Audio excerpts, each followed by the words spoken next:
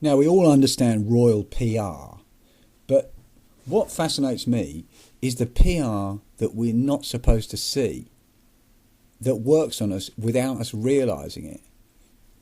This article here is about a helicopter crash at a football stadium on the weekend. At the top right, we see Prince Charles mentioned. Prince Charles' secret struggles with his boys. But yes, we've had Queen in this country for a long time, but it's time for kings soon. So not a bad time for king referencing. King Power Stadium, the billionaire owner took on his helicopter and crashed in a fireball in the car park. Now, car parks, Leicester City, King, Power, yes. Richard III.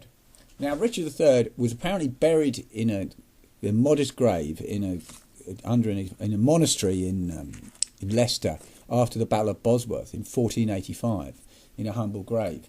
And then after the Reformation, the monastery was destroyed apparently, and the grave was desecrated. And there was a legend that his remains were taken and thrown into the River Soar. But in recent years, this became a sore point for the Richard III Society, who were saying, "Oh no, this guy he got a bad reputation," and it was false. He isn't sort of nowhere. He is under Leicester still. He's where he was, and we need to exhume him. We need to reinter him and give him a decent burial. So they campaigned for a few years, and they got some funding. Eventually, they got their funding sorted out, and they had 3 sites. And it was very difficult to find exactly where this monastery was, or precisely where he could have been buried within this monastery. They didn't really have it that clear, I don't think.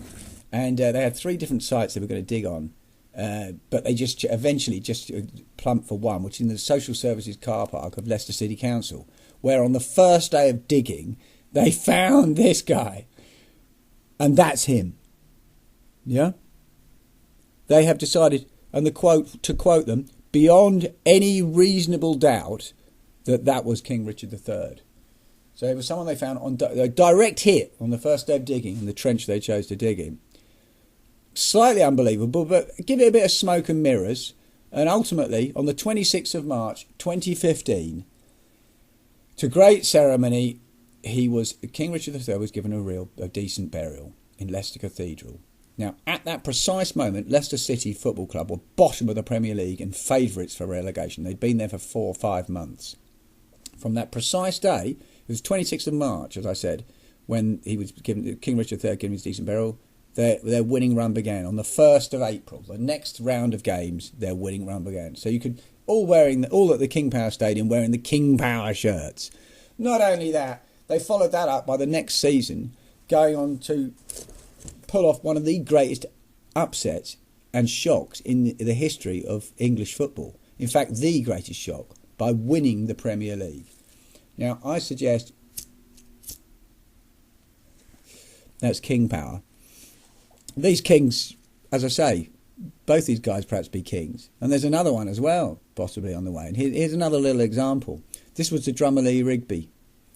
Another example of subliminal royal referencing.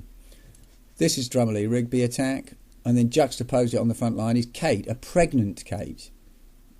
Pregnant with George, young George there. Now, if we go back to the op in Woolwich, it was drummer Lee Rigby was apparently killed. Drummer Lee Rigby, that was drummed into a head. Drummer Lee Rigby, drummer DLR. Now, the DLR line is there. It's written on the map. On the bottom right of the underground map is Woolwich Arsenal. And then the next station up, renamed in 2005, is King George. King George V, to be exact. But it's a King George. It's a royal reference. So you can see, you could win with Arsenal and then reference royalty by association. Subliminally, guys, subliminally. But make no mistake, these things do exist and they do work. It's proven in advertising. So it'd be surprising, perhaps, if they didn't use it. It's the way things are done.